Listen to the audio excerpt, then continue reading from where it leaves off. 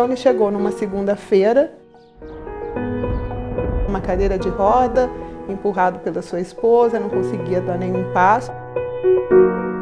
Muita rigidez de membros, de braços, de pernas, dificuldade para falar, dificuldade inclusive já para engolir alguns alimentos.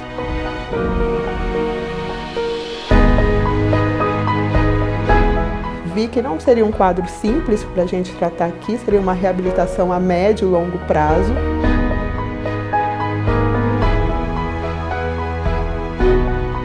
E, além disso, eu notei na consulta que ele tinha um aspecto emocional muito importante que influenciava diretamente na doença dele.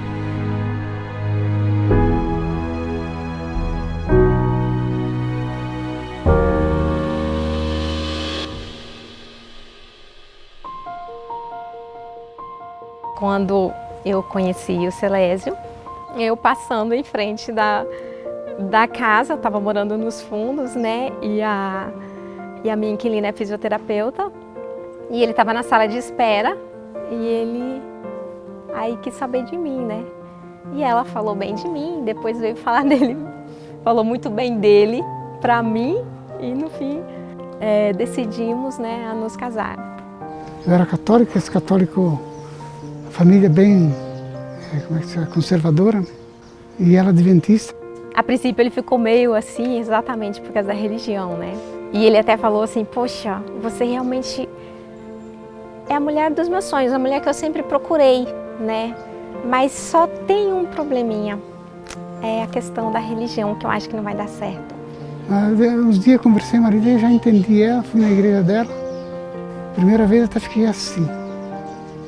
Depois eu vi que o que eles falavam lá, eu fui conferir na Bíblia, estava certo. Aí começou a vir os porquês, né? Eu falei, deixa ele sentir vontade de saber.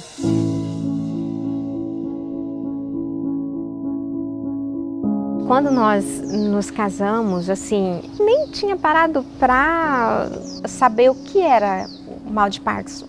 Apareceu mesmo em 2004, as dores, né? Dor na coluna, dor na perna esquerda, nossa. Aí tratava da coluna na época. Sempre da coluna e foi indo, e depois tratou da cabeça, disritmia cerebral, não era, depressão, nada parece que acertava. Em 2012, daí o médico de Cacoal falou que era mal de Parkinson na época. Tratou 1 ano e pouco, mas não resolveu também. Vim aqui para São Paulo, fiz um exame e falou que não era mal de Parkinson. Eu continuei ruim, sabe? Até que eu vim no hospital Sírio-Libanês, valeu, falou que era mal de Parkinson mesmo. Aí ele tratava, que nem ele falou, ali no Sírio-Libanês. Mudamos, né, pro Einstein, mudamos para ver a ideia de outros profissionais também, né? E ele tinha decidido a fazer a cirurgia. Então nós retornamos com a data marcada para a cirurgia, para voltar dali uns 20 dias mais ou menos. Com isso ele foi assim perdendo muito o interesse da cirurgia. Eu acho que um pouquinho de medo, alguma coisa assim. Quando eu vi que ele tinha perdido assim aquela vontade da cirurgia, eu falei para ele, olha, tem o Cevisa, né, uma clínica muito bacana, tem tratamento natural e de repente pode dar certo. Eu mudei logo de ideia, né? O tratamento aqui ia ser natural, né? E não vi a hora de vir mesmo. Em vez de ir lá para o hospital, vinham para cá.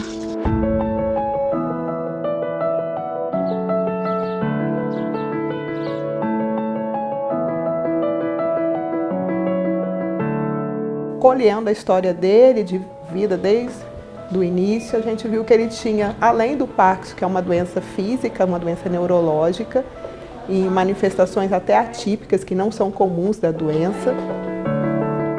Além disso, eu notei na consulta que ele tinha um aspecto emocional muito importante que influenciava diretamente na doença dele. Na primeira sessão, na entrevista com ele, eu percebi que havia muitos traumas, né, desde a infância. A ideia que ele passava para mim é que ele se via assim preso num saco, amarrado, e ele não tinha forças para sair dali. Então era enrijecido mesmo. Isso era a interpretação que ele tinha por conta de um trauma que ele viveu, familiar. Sempre quando ele estava mais ansioso, ou ele estava mais preocupado com alguma coisa, até as mágoas e traumas que ele carregava do passado, das relações familiares e outros problemas, pioravam a doença. Quando eu ajudei a como superar aquilo, trabalhando o perdão, aí o Celésio, ele viveu essa experiência de sair daquele saco onde ele se via preso. Falamos para ele das possibilidades da gente fazer aqui um tratamento abordando toda essa parte física e para melhorar essa questão da rigidez, acompanhado pelo educador físico. Juntamente a fisioterapia, que seria primordial nessa reabilitação para ele. A mudança na alimentação dele. E ao final da consulta eu falei para ele, nós precisamos entregar o seu tratamento para Deus. O senhor aceita que eu faça uma oração? Ele ficou assim impressionado. Ele falou, gente, a doutora orou com a gente. Na verdade eu nunca imaginei que tinha um lugar desse, né? Aí o tratamento deles aqui, nossa, todo mundo está pronto para ajudar a gente. Nos nossos tratamentos, além da gente fazer a parte médica, a gente também indica apoio do serviço de capelania, que é para levar que a pessoa consiga ter essa cura plena ou um restabelecimento, que é o apoio espiritual. No início, a gente apenas tinha um contato muito formal, vamos dizer assim, né? Nos nossos momentos ali da reflexão matinal que nós tínhamos. Só que com o passar dos dias aqui, ele me procurou, porque ele disse que tinha muitas dúvidas e que ele gostaria de tirar essas dúvidas, né, se a gente poderia ter um momento para isso. E a esposa dele me revelou que ela já tinha feito um estudo com ele, né, que já havia estudado, já falava muitas coisas sobre ele, e ali eram apenas algumas dúvidas que, em decorrência dessas conversas que eles tinham, que precisavam ser tiradas, né? Ele chegava com as perguntas, a gente ia na Bíblia e ele leia para mim, onde está escrito isso aí? Então ele sempre solicitava isso, né? Ele queria ver escrito na Bíblia. Após uma semana, mais ou menos, uma semana de encontros desses tira-dúvidas, né? Ele disse que gostaria de ser batizado. E eu fiquei muito feliz, né, com essa decisão dele, com a escolha. A partir disso, diariamente, foi tendo estudos mais específicos, preparando ele, então, para o batismo. Eu percebi, assim, que é a igreja mais que segue a Bíblia, né? Então, o caminho é esse aí, né? Senti, né, que ele estava tão familiarizado, gostando tanto daqui. Aí eu falei, amor, você não quer se batizar aqui? Ele falou, eu quero, mas eles não vão fazer. Eu falei, não, posso conversar com o pastor, eu acredito que vai.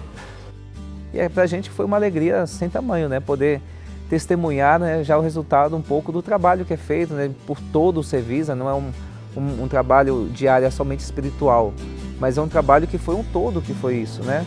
Batizo em nome do Pai, do Filho e do Espírito Santo. Ele te ouve. Cristo te ouve.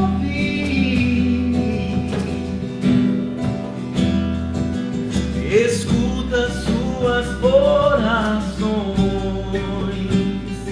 Ele vai te atender. Deus do impossível, tudo é possível, basta crer. Meu Deus pode fazer infinitamente mais.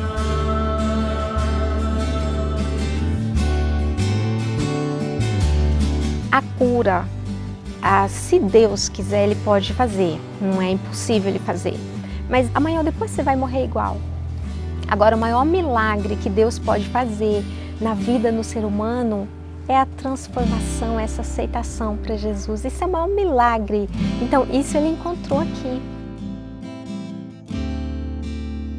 A esperança e a certeza da vida eterna, isso é o maior presente que a gente pode ter.